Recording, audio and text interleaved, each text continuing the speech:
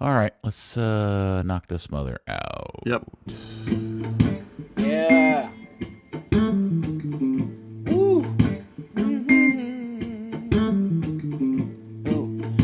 Third degree, the Third Degree Net Podcast. Third degree, the Third Degree Net Podcast. Third degree, the Third Degree Net Podcast. Third degree, the Third Degree Net Podcast. Third Degree the podcast is brought to you by Soccer90.com. Shop their wide selection of FC Dallas, U.S. national team gear, European club gear. They got everything, jersey, scarves, tees. They even got those messy jerseys if that's your jam.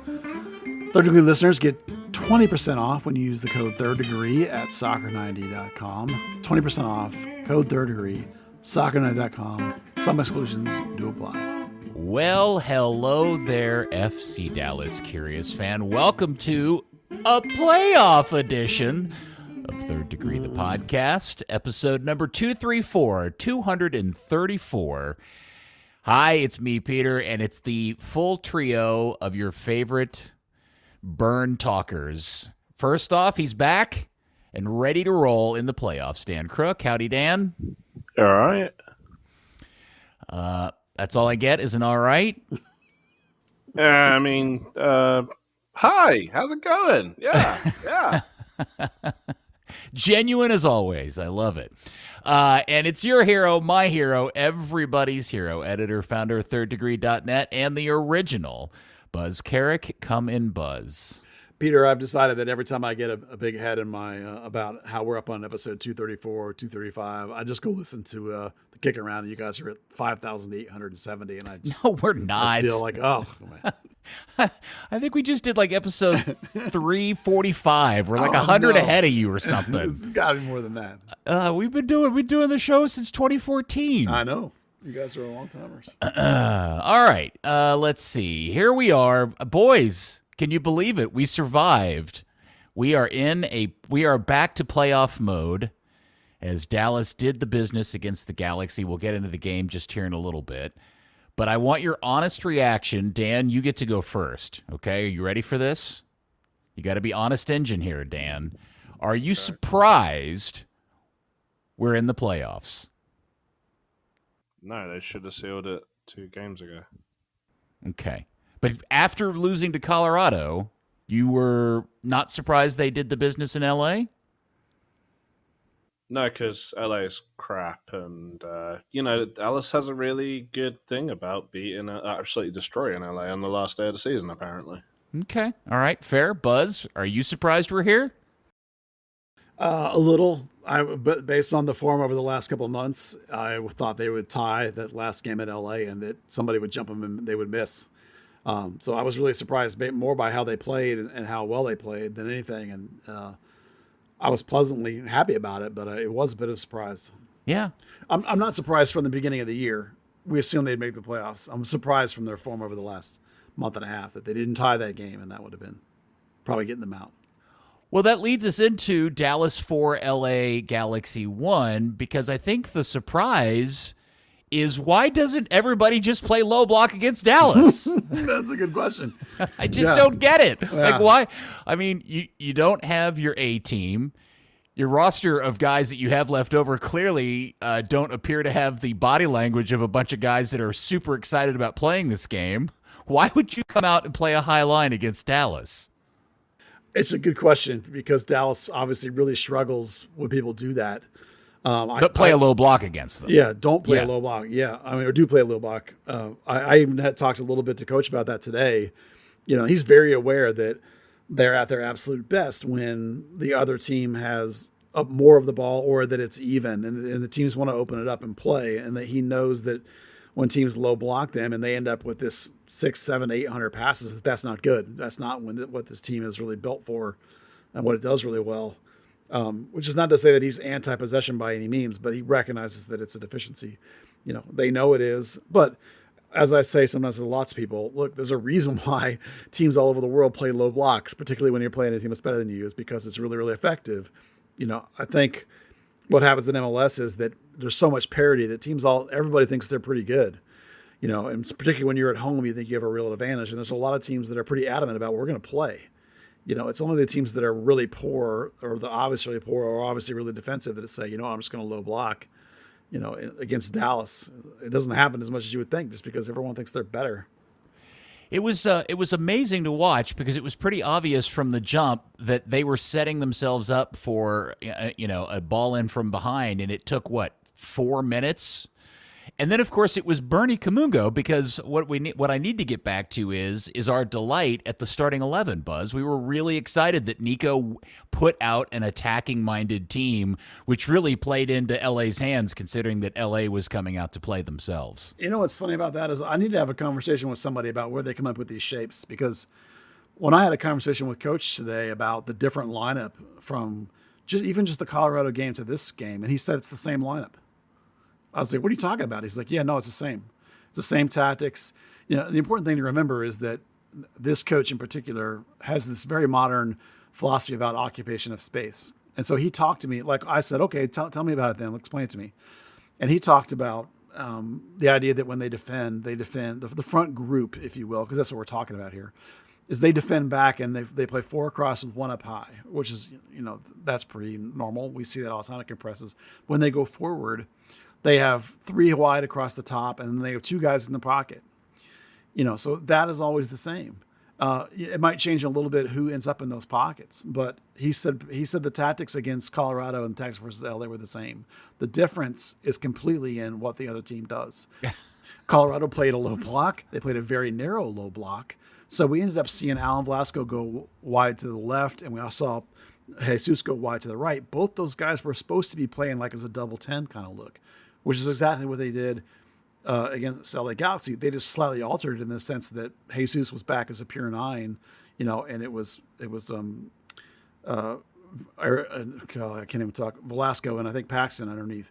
So the tactics overall were the same. So what I particularly liked in the LA game, of course, was that because they were so aggressively, because LA was so wide open, and maybe in anticipation of LA being wide open, and the fact that they wanted to get Kamungo on the field, allowed them to play Areola in the far left position, which isn't what usually happens, and they put Kamungo on the far right position on the wing, which is a switch foot wing situation, which is a very modern, very attacking philosophy where you're cutting inside. And I think that was actually the biggest thing that really tore LA apart, was their wings couldn't handle Paul and Kamungo coming in those angles into those holes between their back line. So it's weird to me in a way sometimes the way he says that it's the same formation and same tactics, not formation. And I'm standing there looking at it before the game, and I'm like, it does not look the same to me.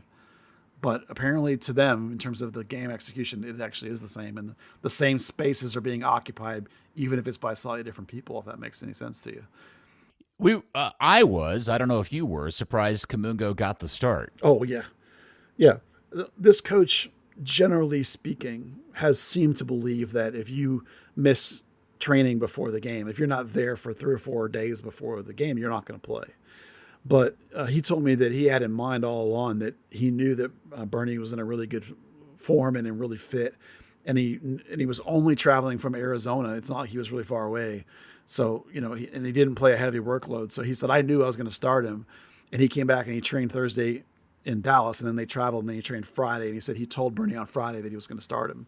So I think that he knew all along that he was going to. None of us knew, of course, because we hadn't seen training with that happening. I assumed, like always, that a guy was gone. He wouldn't just walk back in, particularly a guy like Bernie. Like with an Areola's gone, he can walk back in. But so yeah, it was super exciting to see him because Bernie, as we all know by now, has got an absolute knack for scoring big goals in big moments and taking advantage of those moments when they come. There's a lot of flaws in his game still. He has a lot to learn still. But you cannot deny that when you get him in a goal scoring opportunity in front of the net, he converts. And he puts himself in great moments like that all the time. And you're willing to live with the other deficiencies because that part is so good. I don't know, Dan. If you had to say you could pick any player on your team on a one-on-one breakaway with the goalkeeper, is there anybody else that you would pick over Bernie at this point to assure that you're going to get a goal out of that situation? No, definitely not. I think just writing notes for the little awards part later on. One thing that stuck out to me was, Benny Kamungo was joint second top scorer. He matched Alan Velasco's goal contributions, goals and assists, on just 500 minutes. And the 2 goals in LA were just a perfect example. Just breakaway. He does well. He doesn't make stupid decisions.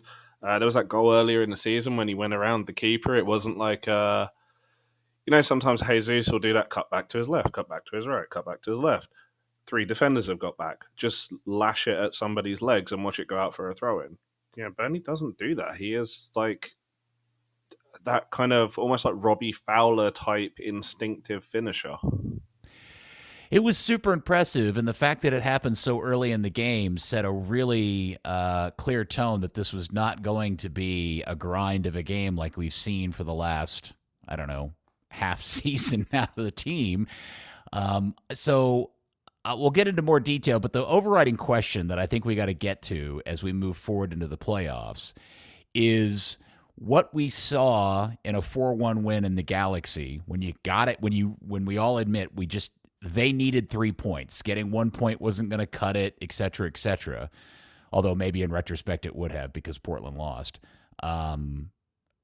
Is it an anomaly, and can we really count on that moving into the playoffs, or do you think we will now go back, Buzz, to seeing more of what we had been seeing for the last several weeks, if not months, out of the team? Well, I think, as always with this team, it's going to come down to who you play and how they respond and how they want to play. If you look ahead to the possible opponents that they're going to have in their side of the bracket, Seattle's actually very similar to teams of Dallas, statistically speaking, but on their field, they're going to probably want to come at you pretty good. They're going to want to dominate you mentally. And so that'll play into Dallas's hands because Dallas will probably have to sit back and take a lot of punches quite early. But again, that's Dallas' strength, right? You want to do that. The problem will become is if Seattle gets a lead, of course, then, and not to get too far ahead of ourselves in this conversation, Seattle will then go defensive on you, and then you're going to struggle to break them down. Mm-hmm. If you can get past Seattle and you get LAFC, well, LAFC will want to play. They'll want to open it up. Dallas actually does pretty well against them, generally speaking, because of that, because LA is not going to low block. They're going to come out and go because they're really talented across the board. I'm assuming that Vancouver's not going to get past them. I really don't know much about Vancouver, to be honest, to tell you how they play, other than I feel it's pretty direct. I believe they usually play a Christmas tree, if I'm not mistaken. But they also want to play, if I remember the games they played against FC Dallas. I don't remember Vancouver low blocking. If you look at RSL and that side, the top half of the bracket, RSL's the team they smoked 3-1 because at home the other month ago because they tried to play and didn't want to bunker. Houston doesn't bunker. Houston tries to play too when they have their complete midfield available. You remember the game Dallas had against them a while back, less than a month ago. That was not a bunker game. So really the only team that you can see if Kansas City gets past San Jose, Kansas City is not a bunker team. St. Louis is not a bunker team. The only team that really is a bunker team left is San Jose. So you have to be pretty optimistic that you're going to get teams that are going to want to open it up in the playoffs because good teams want to open it up usually. The problem will come was when teams take leads, and then you're going to be really struggling because Seattle, in particular, of course, will go really defensive once they get 1-0 on you. They've allowed, I think they see a lot less goals than Dallas did. They're a better defensive team than Dallas.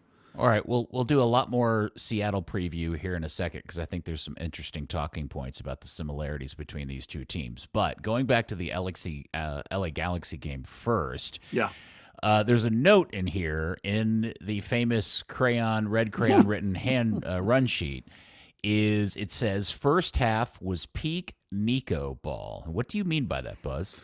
Yeah, because LA wanted to play, Dallas executed their tactic as best as it. We can see it, and what I mean by that is that LA had 60% of the possession, and FC Dallas only had 40%, which is not ideal. But if you would ask Coach, that's not perfect, but he does recognize that they play really well when they're in this situation, and as you can see by how good it was, how good their counter.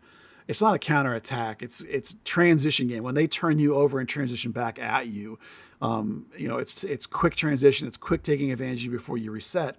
They ended up with, 13 shots to 4 out shooting LA. LA had 60% of the possession. Dallas had 13 shots to their 4, and 6 of the Dallas shots were on target. So this is a perfect example of very low possession, high chance creation, and very efficient shooting. So this is like the ultimate example of exactly the kind of game Dallas wants to play. And when they're at their very best, they're pretty much unstoppable in this. Now, compare that to the second half. They did not do that. They sat back. They relaxed. They only had 2 shots on goal. That was not a good example in the second half of what good Nico ball looks like. So that game was a really good example of the kind of play that you get from this team. And if you get the first half play against this team, they can literally beat anybody on any day if they can get you teams to open up and let them play like this. So that's what I mean by it's a perfect example of Nico ball. It's as good as it gets. Dan, any particular thoughts or observations about the game that you wanted to share? It was fun seeing the guys kind of coming up against Edwin and seeing some typical Edwin play and how everyone reacts to that. As far as the game itself, when you mean Edwin you mean him being just kind of being his hard nose, try to get under people's skin self? Yeah, exactly. Leaving a foot in, going in a little bit harder, the shoulder in the back. Just the way he kind of tries, exactly like you say, how he tries to get under players' skin. I think it was fun to see him, trying to prove a point a little bit and just giving maybe a little bit of bite to what's an end of season game with one of the teams having nothing to play. Yeah. Cool. I love that about Edwin. Yeah, listen, for me, that stuff, like the reactions to Edwin is a non-starter. Like the thing with where he injured Bernie, which is not anyone's fault. That's just 2 guys get tangled up and one of them rolls up the other guy. There's nothing in that at all. The play where he got a yellow card was a foul, certainly, and he got a little pokey in at the ball. I didn't think it was worth a yellow, to be honest with you.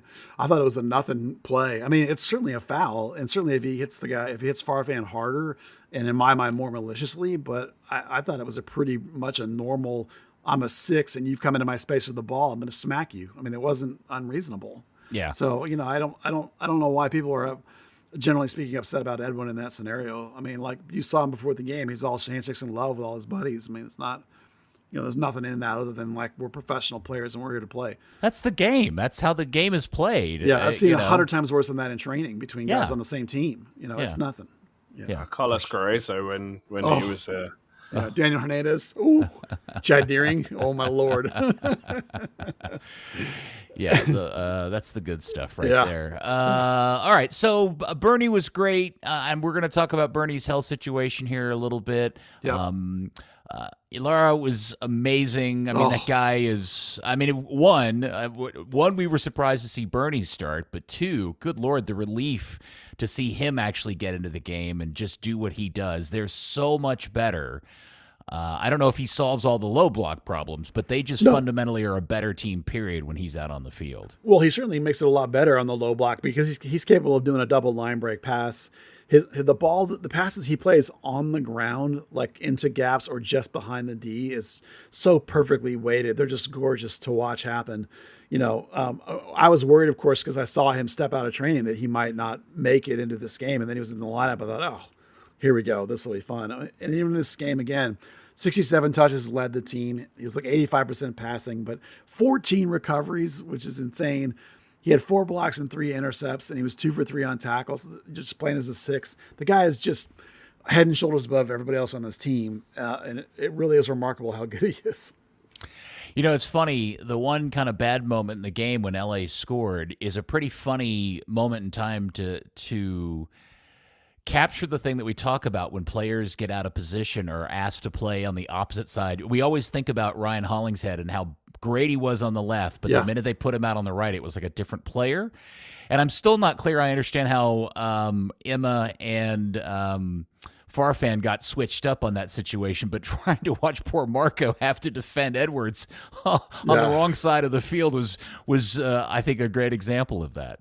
Well, they came off of a set play. They ended up tracking people that made them end up on the wrong side of the field. And then because Coach Nico is so conservative about positioning and defensive structure, they never got any pressure relief. Like they spent like 3 or 4 minutes trying to get the ball out, and nobody up front held it long enough to relieve the pressure and let them switch back. And you're right, Edwards just absolutely shredded Farfan. And it's funny if you watch it because you can see that Farfan's instincts are totally wrong. He wants to go with the wrong leg to try and tackle, and he stops himself, and Edwards just walks past him. Now, granted, Edwards was giving Tuamasi troubles too all game. That guy's a really good player, but that play was clear as day that there was a problem with Farfan being on the wrong side, having no idea how to play over there and tackle over there and take the guy to the line and use the line to help himself. So I don't blame him for it. It just was an awkward moment.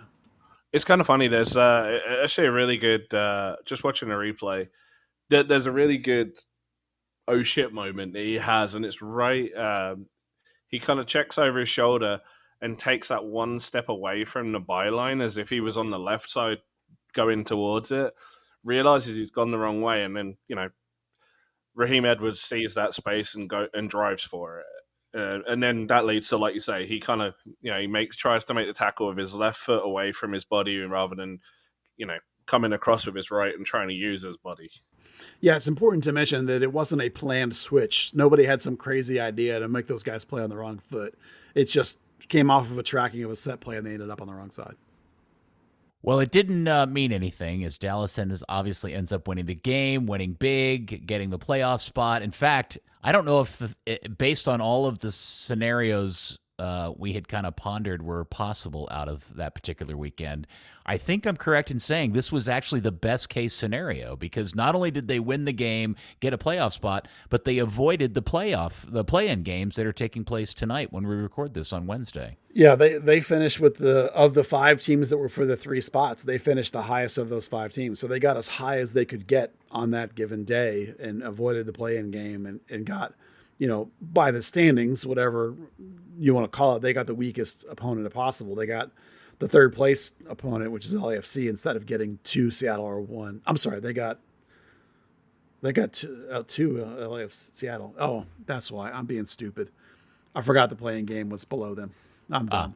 But they didn't get St. Louis and they didn't get the play-in game. They got Seattle, which is better than getting the play-in game in St. Louis. The other thing that's interesting about this game is, are you guys aware this is the only time all season Dallas has scored 4 goals in a game? Yeah. Isn't that First crazy? Time since August 2022? Oh, has it been that long, really? Yeah. It's, they're not a particularly prolific scoring team. No, but I mean, based on everything that we've been talking about and complaining and fretting about for the last 2 or 3 months, to score 4 in the game that you really needed it, kind of your last ditch effort, was pretty entertaining. And for all of the other consternation and everything, they are undefeated now in what their last, is it 9 games, 8 games? Is it, let's see, 1, 2, 3, 4, 5, 6, 9 games. They haven't lost since they lost against Seattle. I mean, St. Louis back way a while ago. Well, as you point out, I mean, they had the 3-1 game at Salt Lake when Salt Lake wanted to play, and other than that, they played some teams that wanted to open it up, like Columbus and Philly, and Houston, but those are all pretty good teams. And then they had San Jose come in and Colorado come in low block. So they really hadn't had a chance to have somebody really not very good defensively, which the Galaxy want to open it up and play. So it's the first time in a while we've seen them try and basically run it up against somebody. I mean, they did have a 4-goal game against Inter Miami back in Leagues Cup. Right. It was a tie, but... Well, I'm just talking 4 goals in the league. Yes, I guess they had scored. I forgot about the Miami game. It's funny about that. Look back at when we talked about how great Leagues Cup was. When we talked about they had moved, from our eyes, they were playing this formation where Allen was actually playing as an 8. And they went through that thing. They scored 2 goals against Charlotte, 3 goals against Necaxa, 2 goals against Mazatlan, 4 goals against Miami. They were exploding in that time. Then they played Austin and beat them 1-0, also with that same formation. I don't remember what they did against St. Louis because that was the last 20-minute thing. Then they tied Atlanta, and then they tied Seattle, and then they beat RSL with Paxton playing that role instead. So, they had that really hot run, and then they went away from that idea of what to us looks like Allen as this free 8, vanished for a while, and he was sort of back out on the wing again, playing that high and wide position. And then now that he's come back sort of more inside, to me, it looks, I think in just this one game, coach says the last 3 games, but, It looks so much better once they don't play a low block. Hold on a second. I'm just thinking about something because I'm working off as we were commenting before we hit the red button to record this, the ridiculously maddening MLS website. They won that game against St. Louis. No, that was the away game. Where is the St. Louis game in? Was the St. Louis game was the one from June and that got pushed? That's the 2-0 game that's the listed 2-0 on? wins the one against June that wasn't actually in June. It actually half it was in June and half of it was later. All the one that they lost was at St. Louis at was St. the one Louis too. Okay, all in right. I wanted to August. make sure that the website hadn't gotten that goofed up because of the broken up timing of that Yeah, game. we right? talked. We talked about the game being a revenge game. Remember, they went up Yes, there. It was yes, literally yes. 3 weeks after they lost to Dallas. They're gonna be mad. So All right, very good. Before we move away from the LA game, and I have a feeling this is going to come up a lot when we get into our favorite things or kind of quasi awards. Paz, once again, just outstanding. Oh yeah, he really was. I'm not a believer in that XG stuff. So like those kind of things where they're on their XG allowed or whatever. It's like, man, all you gotta do is watch the game, and he saves goals that most people would not a couple of times a game. Sometimes it's when he has 5 or 6 saves, there are 5 or 6 saves that everybody should make, but almost always there's a couple in there that only 10%, 20% of keepers are going to save. And those saves are massive. I don't know if you guys picked up on it, but there's, you've made a good save when the striker that you saved it from walks up and gives you a high five. And I believe I saw that from Jokovic He did, yeah. during the game. Yeah. So I think you got to feel good about that if you're Mr. Paz. Yeah, there was a couple of those saves he made that are not often made in this league. Not by, not unless you're talking about keepers to the top 5, 6 keepers in the league. Yeah, I'm not saying that he's the greatest keeper in the world. I'm just saying that he's one of the best keepers in this league, and he won't get any attention at all for the league awards, and that's a shame. I did have, Buzz, I will say, in one of the articles about predicting the playoffs, the author of this particular one did mention he's probably the hottest goalkeeper going right now in the league. Oh, nice. So, Love seeing that. Yeah, that's good. Yeah, for sure. All right, Dan, anything else about the LA game before we move on that you want to talk about? No, sir. Okay. So that takes us up to training before we get into the Seattle game, Buzz. Today you were out at the facility. You got to see the guys going. You got to talk to the coach, staffers, and all that stuff. What you got for us? Well, Herbert Indole showed up. Haven't seen him in a couple of months. So that's good, I guess. Hey, Herbie. Yeah, Herbie. Diego Garcia, it's a 17-year-old kid plays for North Texas mostly. He got a first team invite. There's Carl Sante from North Texas got a first team invite, who's a 6 basically, and he was there to replace Facundo, who was missing. And we can talk about Facundo in a second. Nico Montoya, who's the U17 keeper, he's been in the first team camp all summer. He's probably getting the Carrera Ice Stone treatment, what you will. He's far away from being ready, but he's the next guy on that line if you're into that kind of thing. Sebastian Leggett took 100% part in training all the way front to back. Looks 100% fine to me. If he makes it to this weekend with no setback, I'm assuming he'll be available for selection in the first game against Seattle. And if not the first game, absolutely the second game. So that's a real added benefit because it gives you some ability to maybe change things up when you're going from road to home and that kind of thing and give yourself some different kind of looks. Missing from training again, I mentioned, is Facundo Quignon. So it turns out that he has been hurt, but he is no longer hurt, and he was not there because he went home to get his green card, which is amazing. So apparently he's been working on it, and he got that approval. So he went home like you have to do, and then you go and you have an interview, and then you wait a week, and then they call you back, and you pick it up, and you come back. So they let him go at this exact time right now. He probably was still coming off his injury when they let him leave to go get it. So hopefully he'll be back. I have no idea when. Okay, hold on. Wait a second. That sounds like ridiculously poor timing. It does, other than he was hurt. But I think it says something about where he is in the rotation that they're like, yeah, sure, go get it. In fairness, those appointments are very hard to come by. So that really would affect his status for 2024. Yeah, once they give you the meeting, you can't not go to the meeting, or I think it causes you problems in terms of getting it, But his likelihood of playing for FC Dallas as a domestic player versus an international too. Yeah, very In different. 2024, Very huge. different. Yeah. So, when he'll be back, I have no idea. Because you know how if you've been around long and if you know those green card things, sometimes it's a day or two, sometimes it's a week or two. But that's where he is. So, All right, so hold on. Let me pressure test this. yeah. If they didn't have Ilara, if he didn't exist in this roster, Oof. and this was going on in the middle, and the playoffs were starting, and the LA Galaxy game was going on, are you telling me Facundo's going to get his green card? I don't know. I didn't ask that. That's a good question. But Paxton 6. What?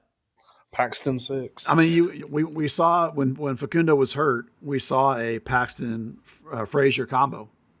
So it's not unthinkable, In the deciding game of the season that you got to win? I don't know. It is what it is. All right. Is Facundo that much better than Frazier? Yes. Oh, okay. I think so. I mean, he's better, but I don't know he's that much better. I mean, look, it's impossible to say. I didn't ask, and I don't know. Oh, I know. It just seems weird to me that the idea that a key player, a guy that's been a key player all season, goes off to get his green card on the most important part of the season. I mean, it's super weird timing, but I think it's okay. I mean, I don't think they need him. Yeah. No. Hey, they made it in, but now we don't know if he's available for the Seattle game. No, we don't. He'll be back when he's back. Coach said he is 100% healthy now, so when he does come back, he'll be available. But he was injured like a week and a half ago. So. We all do realize if he was Eastern European and not South American, we'd never see him again. Yeah. No, we'll get into off-season stuff when we get to the off-season, but it certainly affects that. So, all right. Probably is important. Okay, so Bernie is okay? Bernie's status. Look, I asked the question about, is Bernie as a young guy, does he need to learn to fight through that and stay in there? Coach said, well, sort of, except that if he would have stayed in, he thinks, Coach, that Bernie probably wouldn't be available for the next game, that because he took himself out, he's now fine. Like that if he would have run on it, it might have swollen up on him, Uh-huh. So Bernie was on the side doing very basic stuff, but Coach said they fully expect him to play in the next game, and they think he will play in the next game because he took himself out of this game. So that also worked out. I mean, if it had been, if they hadn't already been winning by a couple of goals, would he have fought to stay on? They might have told him to stay on, possibly, but it actually has worked out in their favor, apparently. So yeah, I found that whole incident with the trainer when he went down to be very weird. Like that whole scene looked really weird to me, like odd, like something weird was going on there. And I'm not saying anything nefarious. It was just that the trainer seemed convinced that Bernie was just fine and should get back out there, was tapping his head like, hey, it's a mental thing, and stamping his foot. And then Bernie, of course, immediately comes off. And I thought, we had this exchange about maybe, it's just a young guy learning to, like, he's on a hat trick in the biggest game and he's playing balls out. Why would he come off unless he's really hurt? Yeah. Well, I think that conversation looked to me like, and I agree with you, that the trainer was trying to sell him, you're not actually hurt. It hurts, but you're not hurt. And there's a difference. But, Coach is probably right that if you play on it, it does swell up, and then maybe you fly back and it swells up again. And so maybe the next game you're questionable. He said, but now he's going to be fine. He was over there kicking the ball, running around, doing rehabby type stuff. They were just being precautionary with him. So he should be, we'll see, good to go. I mean, it should be no problem as far as we know. Obviously, the setbacks can happen. You never know, but Coach says he's fine. So.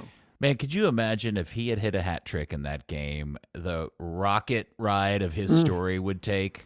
It's already pretty rockety, dude. I mean, the people are pretty hyped about this kid, and the story. Yeah, but I think he's on the verge of it becoming a even bigger national type story, like a larger scale national story. I think it's such a good story. This is going to be like Ryan's accident, where like every time anyone says Ryan's name, they tell about the accident. This is going to be like that. Every time Kamingo ever does anything for the next decade, we're going to be like, oh, did you know that he was a Tanzanian refugee from? I was like, oh my god, dude, really?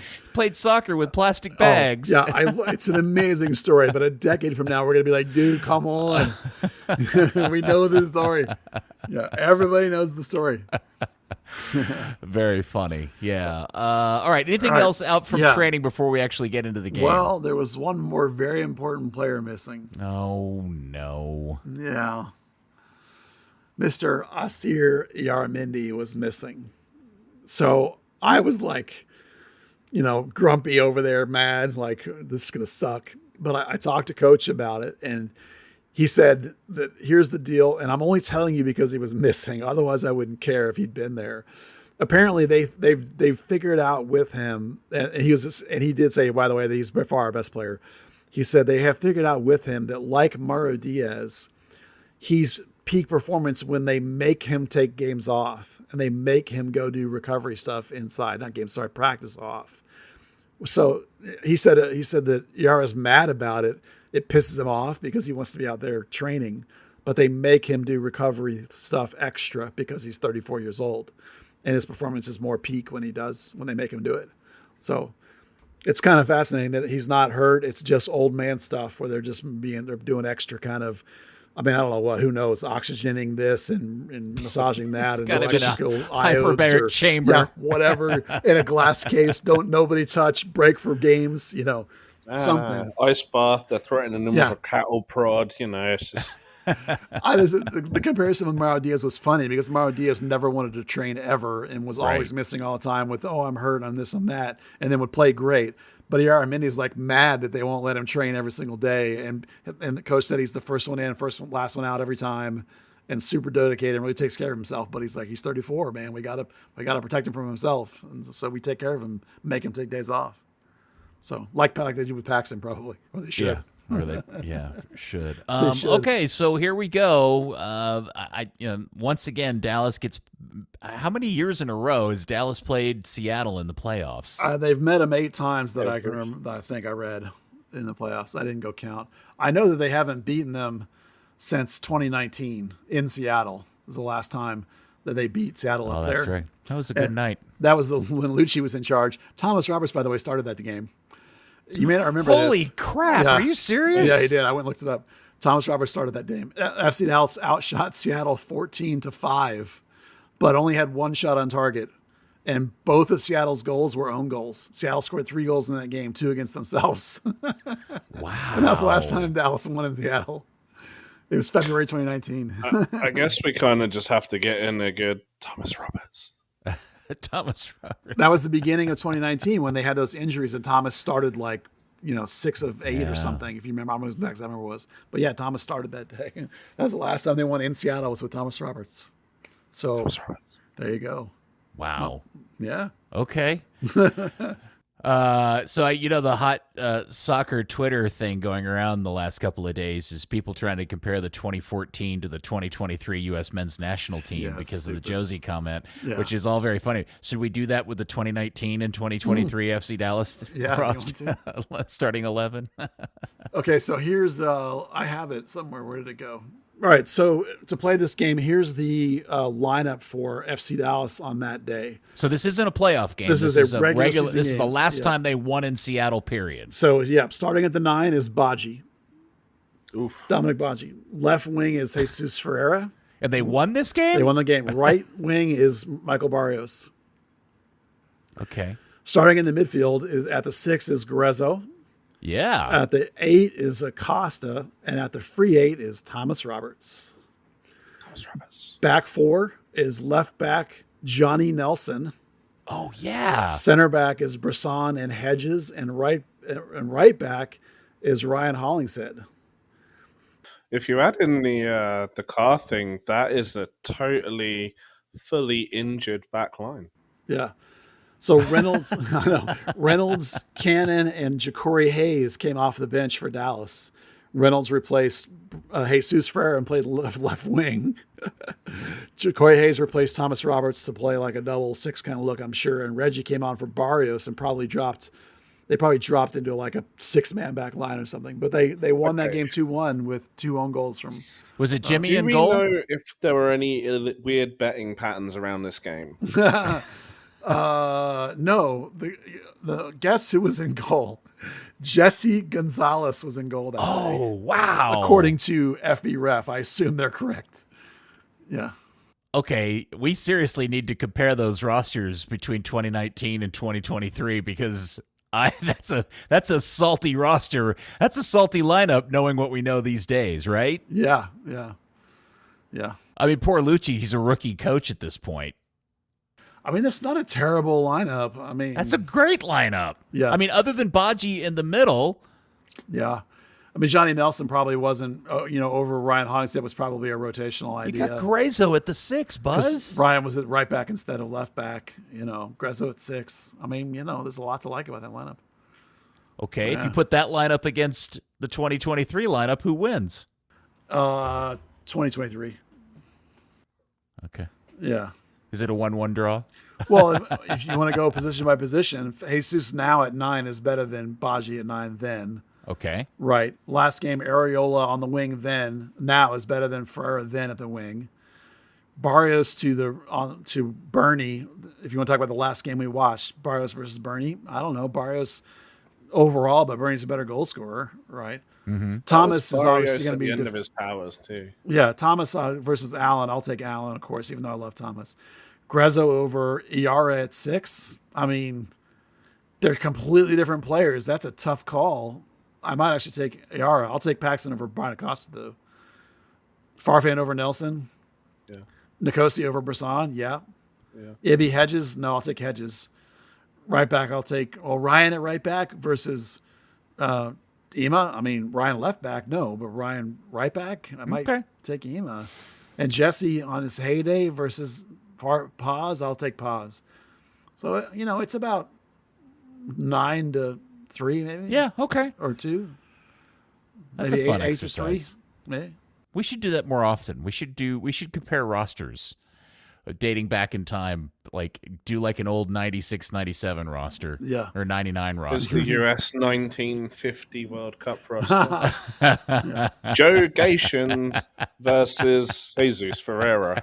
Yeah. Joe Gations versus Christian Pulisic.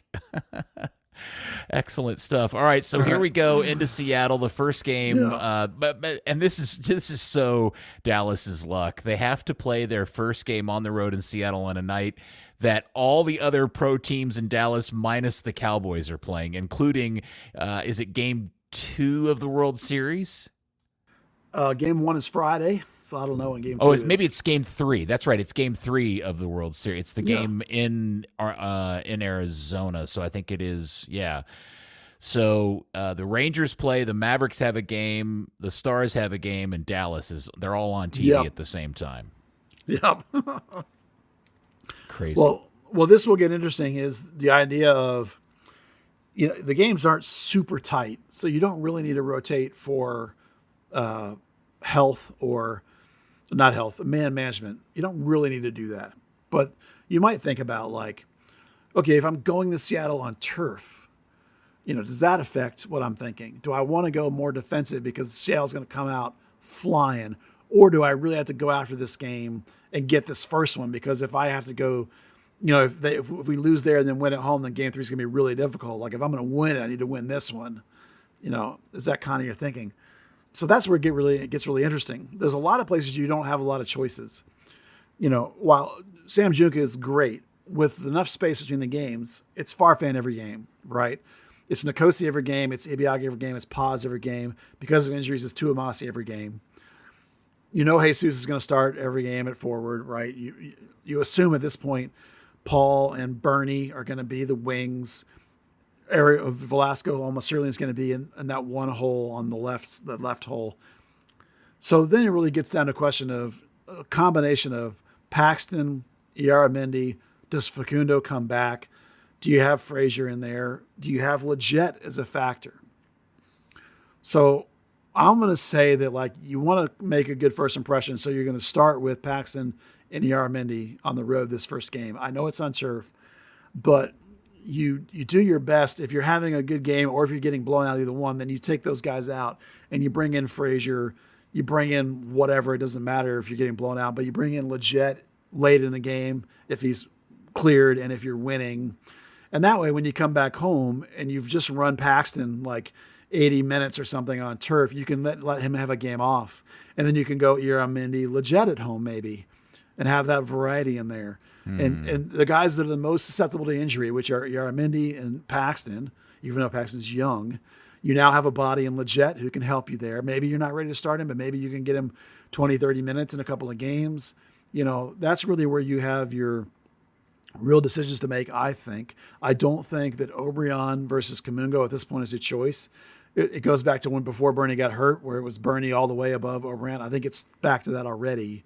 And that lets you go Bernie right, Paul left, which keeps Velasco back in the midfield. And so a lot of these decisions are pretty actually made for you.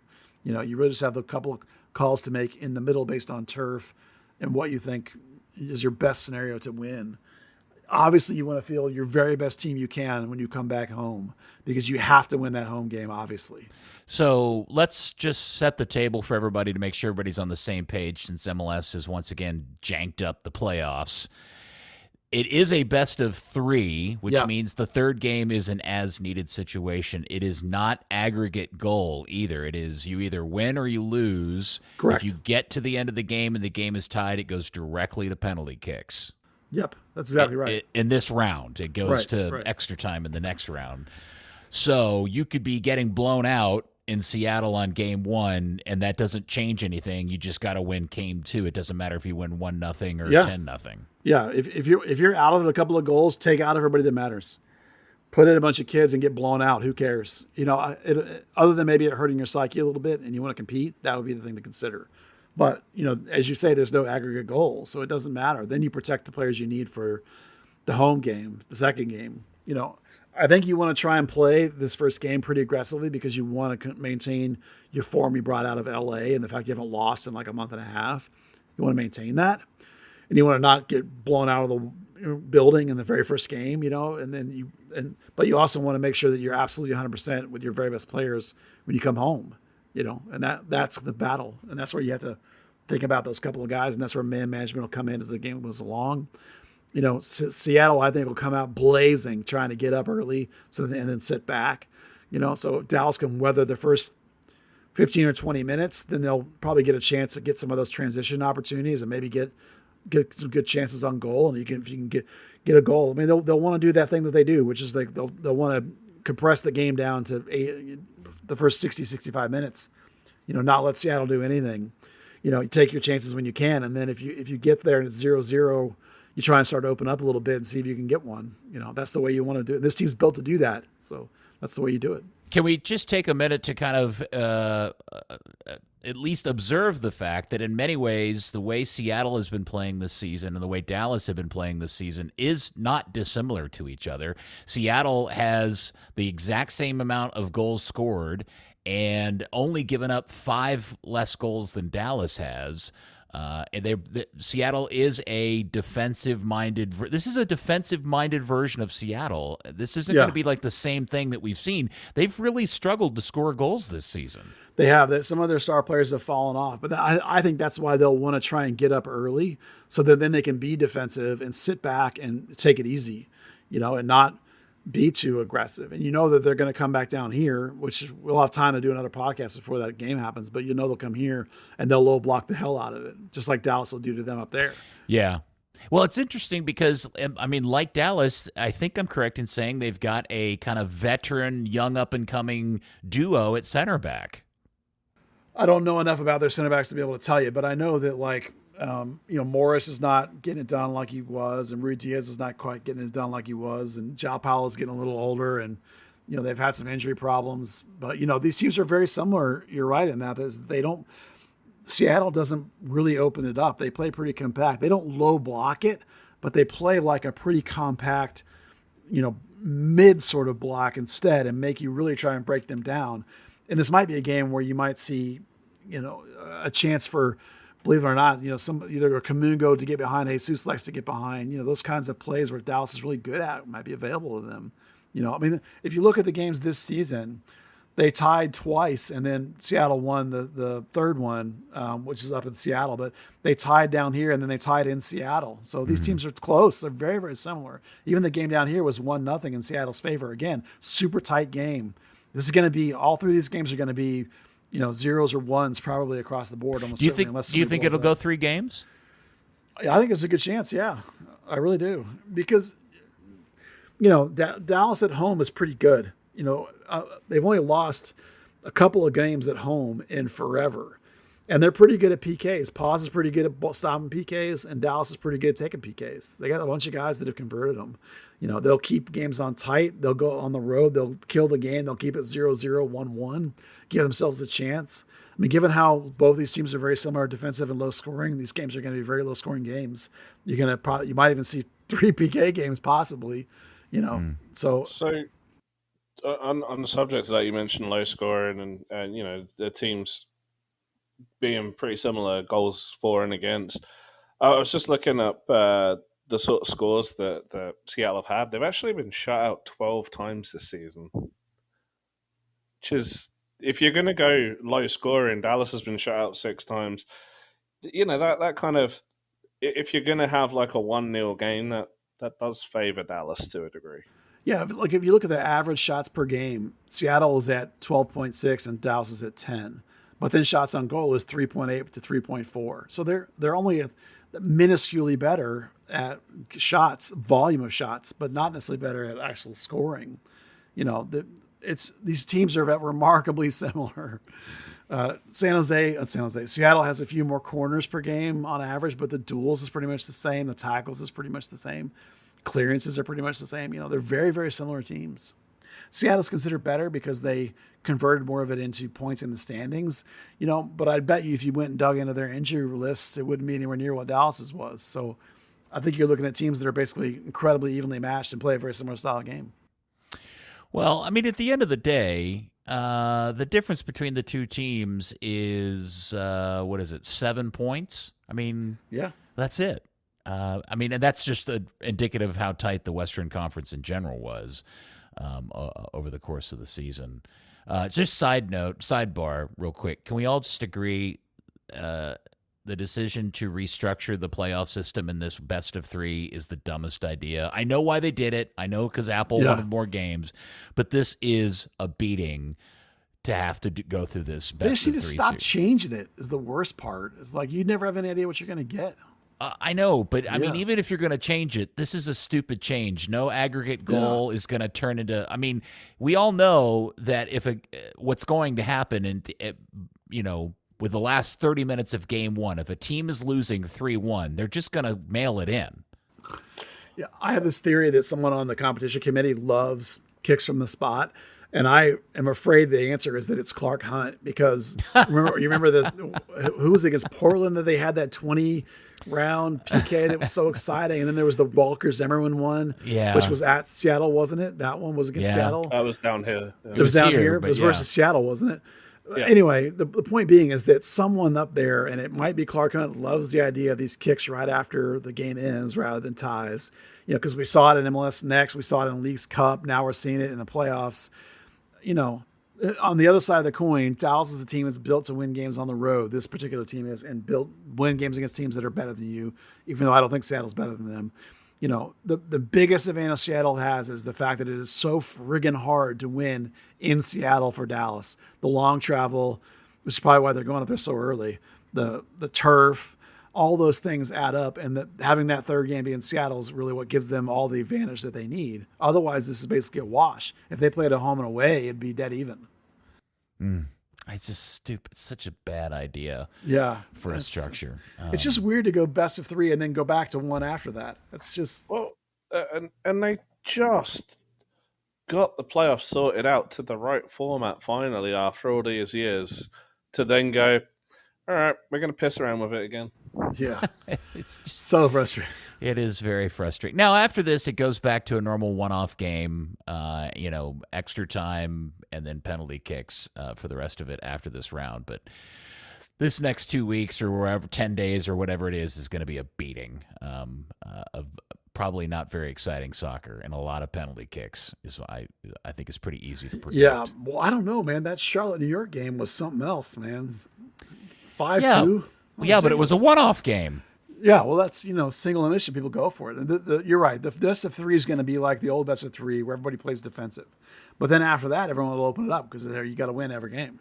That'll be fun. That part will be. Yeah, everyone's already fallen asleep by then. Yeah, right. Everyone's tuned out. Fair point.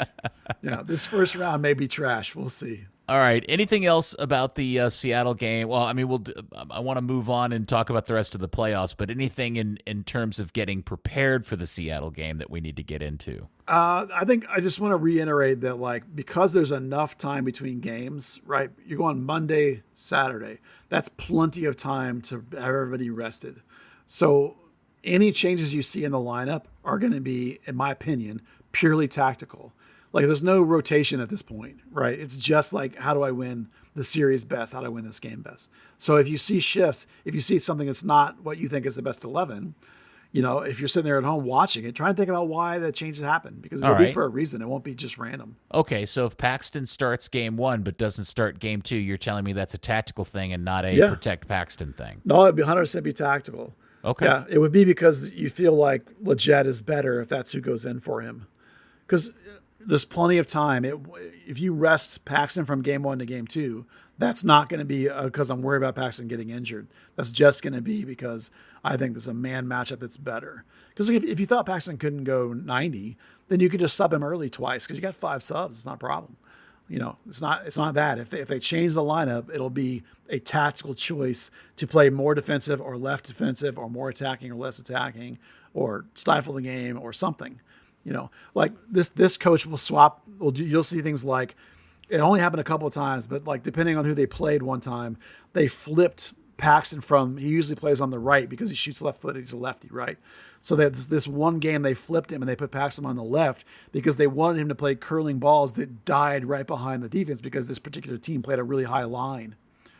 So this coach is that kind of nuance where, like, so if you see a change from game 1 to game 2, it'll be it for a tactical reason and not a fitness reason. Unless somebody gets hurt, of course, that's different. But barring injuries, that's what will be happening. All right, Buzz, I'm going to put you on the spot. Yeah.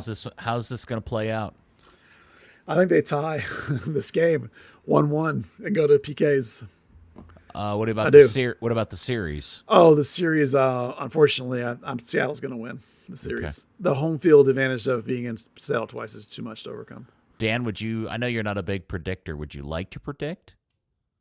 I'm going to say Seattle and hope to be proven wrong. I mean, yeah, I'm cheering for something else than that, but I just think that it's the home field advantage in this league is too much. We all know it's really high. We all know that Dallas has hardly ever won in Seattle ever, maybe once or twice ever. So it's like, and it's not like, I'm so disappointed in you. Schmetz is a good coach in these situations. Yeah. He's taken them to MLS Cup so many Seattle's times. built for this. All right, you both poopy-headed haters. I'm picking Dallas in 3, and all 3 games will go to PKs. Oh, yeah, you're going to win the PK in Seattle, yeah? Yep. There will be so many heart attacks. Do you want to predict the rest of the bracket? Sure. We could do it. We could just do it real quick. LA, Vancouver. LA. Okay. Houston, Salt Lake. Houston. They're good. All right. So right now, as we are recording, hold on, let me look. It is still 0-0 in Kansas City. So one of those two teams, San Jose or Kansas City versus St. Louis. Well, either one of them will lose to St. Louis. That's fine. That's good. Okay. If it's Kansas City, I have them beating St. Louis. Ooh, really? Okay. Oh, man. All right. We know Red Bull beat up on Minty today, 5-2. So Cincinnati, Red Bull. Cincinnati. Philly, New England. Philly. The Crew versus the United, Atlanta. Columbus. Yeah, I'll stay with Columbus also. It's very chalk. Okay. And Oscar versus Nashville. Puppy. I'll take Oscar too, yeah. Okay. Very chalk this year. Yeah, I like it. Okay. I'm very excited to get out of this best of 3 system and get into the meat of the tournament, but there you go. All right. Let's see. And then the next thing we wanted awards. Yeah, we wanted to kind of do this. I thought you wanted to do the whole way through. No, just let's start here and then we'll see how it plays out from there. Unless you guys want to go all the way through. Can I give you my dodgy prediction? Yes, sure. Of course. Poppy's winning MLS Cup. Oh, God, I'd be there for that. Yeah. I'd be all in on that. They would have home advantage over anyone in MLS. In the West, sorry. So on the day, he was terrible at two-legged games because he'd always go defensive and then try and win the second one and get turned over in the first. But in a one-off game, that's your guy. Which big money team's going to pay him the most money at the end of the year to get him to coach? Man United, obviously. Well, no. I'm assuming it's an MLS team. God damn it. That would be awesome. If I had to bet, I wouldn't be shocked to see him in LA coaching the Galaxy. Yeah. Someone mentioned San Diego the other day, and I was like, well, he was at Cholos, a lot of money to spend, that time to develop the academy. That's a hotbed of youth soccer. That's kind of the stuff he likes. Gets to chill out in an for a area year, that kinda. he's been. Yeah, It's San Diego. Yeah, man. That's a good one, too. Wouldn't shock me at all. Wow. I love your pick, Dan. I'm with you. I'm sticking with FC Cincinnati, but I love your pick. Dig it. I do like it. That would be great. Okay, so let's see. We wanted to kind of quickly just kind of do end of the season rewards, award stuff. Yeah, as we always do. End of the regular season. I like the idea of end of the season rewards. Here's a $5 Starbucks gift card. Well done. All right, our first $5 Starbucks gift card for MVP goes to who, Dan?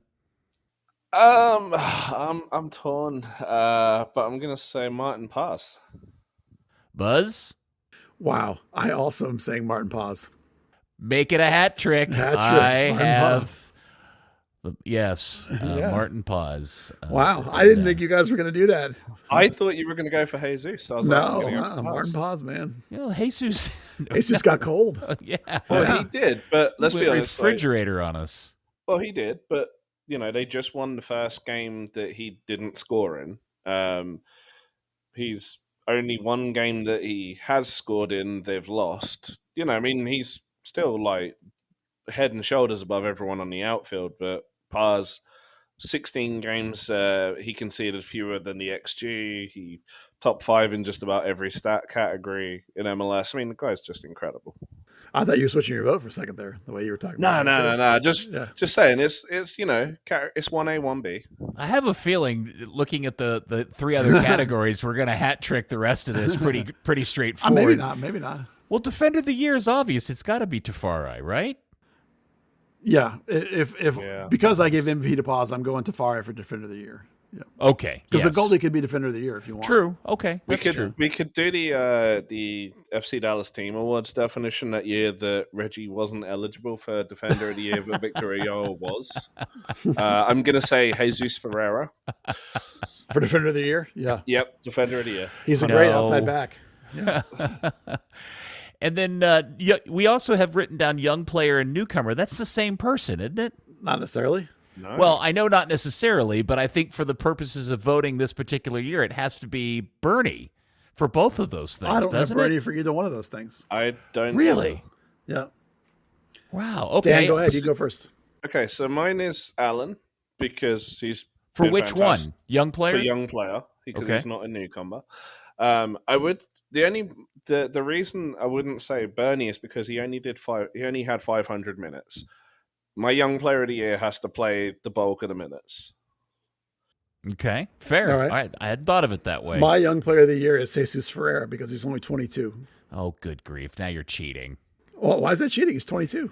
Because he's in FC Dallas years, he's like 37. No one put a disclaimer on the front of this thing. I'm sticking with Jesus he Ferreira doesn't as my young player qualify of for the year. 22 under 22, so he's ancient. That's not the same as not being available for a young player. He's 22 years old, man. He'll be 23 in December. It's getting under the wire. I swear, I've known Jesus longer than I've known members of my own family. There's no way he's young very player true. of the year. Yeah, he is. Okay, all He's right. definitely not newcomer. It's Yeah. your stupid podcast. You run it how you want to. Who's your young player of the year? I had Bernie. I just Bernie? thought, kid comes in. He used to play soccer with a bunch of plastic bags, and Yeah, that's a good story. Did you know that he was a refugee? I had no idea. Yeah, I know. It's a crazy story. The one part about that story I learned from the podcast was that he'd never even been on grass until he came here, which is amazing to me. I was like, that's wow. Grew up playing soccer on shards on dirt of glass, and, not grass, trash. but glass. Yeah. Right. All right. So how are you defining newcomer? Okay, you want to hear my newcomer first? Well, now that I think about it, I think it's obvious who your newcomer is. It's us here, E.R. Mindy. Yeah. Okay. All right. All right. Who got here like a month ago. Yeah. Yeah. That's pretty much the newest player on the team. Okay. Yeah. Fair enough. Dan, who's your newcomer of the year? So I'm gonna differ from Buzz a little just because he's so new. I'm actually gonna say Sebastian Ibeaga. Led. I think he was top 5 in MLS with 149 clearances for the team. 3rd in interceptions, 3rd in blocks, 1st in aerial duels, 2nd in touches, 4th in minutes. You had that Matt Hedges size hole to fill, and maybe square peg round hole, but it's mostly, it's pretty well filled. All right. Well, congratulations to all of our award winners. I hope they don't spend their $5 gift cards at Starbucks too quickly. I guess There's no actual gift card. There is no actual gift cards. We do need to. There is a discount code to Soccer 90. Yeah, you get a 20% discount at Soccer 90. Yeah, just what you get. Yes, but some exclusions may apply. We might be late enough in the season that there's not have any exclusions left. All right, we'll have more end of season awards after the actual season is over, right? No, that's it. We always do regular season. Oh, I thought we did something after playoffs if they were in the playoffs too. No, best. The playoffs is what makes it you have to do regular season because not everybody has playoffs. In some playoffs, you go 1 game versus like 5 games. So all right, we don't get to vote on best off-field drama. I mean, if you want to add some categories right now, I'm in. Let's go. What do you got? Well, I hadn't thought of them yet. I just feel like there should be more than just those 4. There's only 4 I could remember. I couldn't remember any other categories than that. By the way, Buzz, I do have to say, out of the LA game, I was if there was a disappointment, it was that in scoring the 4 goals that they scored, that meant that they did not hit that statistical oddity that you brought up the other day that we were going to add to the list. Yeah, I thought of that when it was happening. That was a bummer. Question about that. Was that just FC Dallas or was that MLS in general? MLS in general. Because will you repeat it, please, Buzz? Yeah. For those who maybe not have listened to last week's podcast. I did not make this stat up. It came from MLS. The Dallas was at the time they had scored. It was 36 and 37. I can't remember which one was which. Goals allowed and goals for. And since the league expanded to a 34-game season, which was back in like 2011, no team in that period, not counting the 2020 shortened season, of course, no team had ever had both goals for and goals against under 39 in the same season. So it was under 39? Yeah. I thought it was under 40. No, under 39. Under 39. Because New York Red Bulls came in at 36 and 39, and Nashville came in at 39 and 32. There are other teams that have been close, but Dallas would have been the first team to have both under 39, and that would have been a monumental achievement to be. And a fantastic addition to the list. Yeah, it would have been phenomenal, and then they went out and blew LA out of the water and broke the stat. So, well. All right. They obviously listened to the podcast and said, you know what? Screw you. We're going to break that. They do say screw you a lot. Or LA did. One of the two. I mean, I'm sure there are people at FC Dallas that listen to the podcast. If a player listens to that, I would be really shocked. There's no way a player listens to our podcast.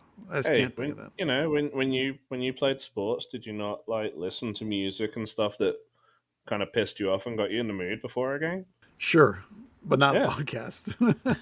So there you go. They just listen to you and they're like, okay. All right, I'm ready to break someone's leg now. There were no podcasts back then. I'm gonna tell a real funny story. My brother in high school played defensive end on the high school football team, and he would listen to a song that would get him fired up and pissed off. It was "Wishing Well" by Terrence Trent D'Arby. I don't know why. I'm too young to understand that. Yeah, I don't know. Peter will get it. I have no idea why, but that song used to make him mad. Something about it. I'm a big Terrence Trent D'Arby fan, and there's not a single one of his songs that I would describe as pre-game fire-up music. I thought it was weird back then, but he said, yeah, it gets me going. I'm like, okay. I mean, there you go.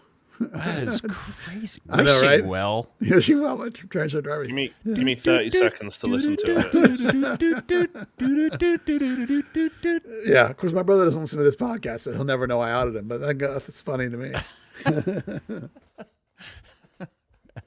I'd hate to find out what your brother listens to get in the sexy time mood. Oh, I don't know. He's got 4 kids, so something. Probably Metallica. Yeah. All right. Well, here we go.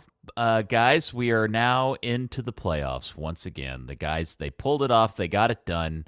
Good for them. Here we go.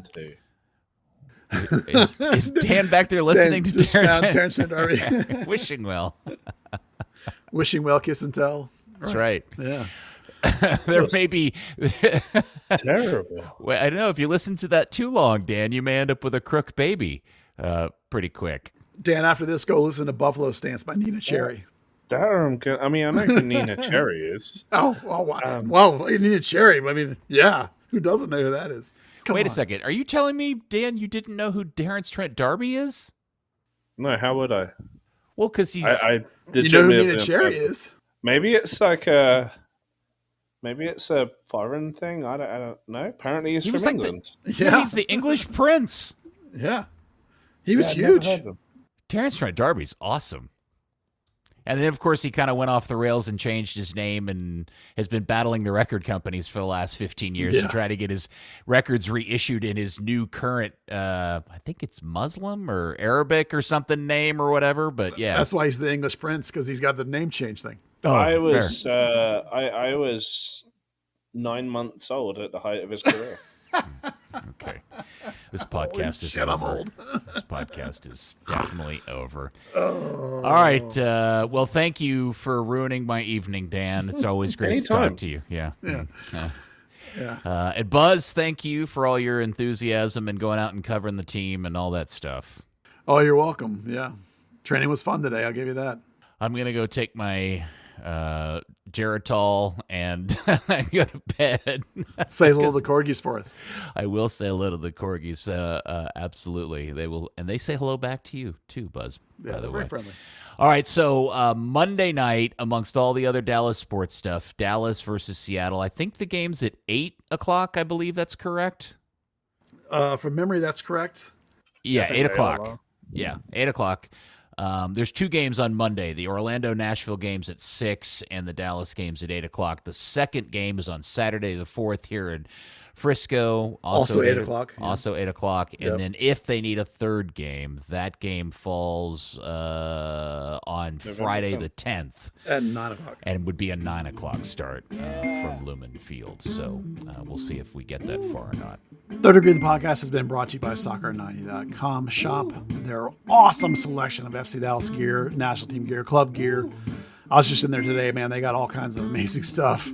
Way more than I can afford. Everything you might want, jersey tees, scarves. If you're a Third Degree listener, you get 20% off at Soccer90.com when you use the code Third Degree at checkout.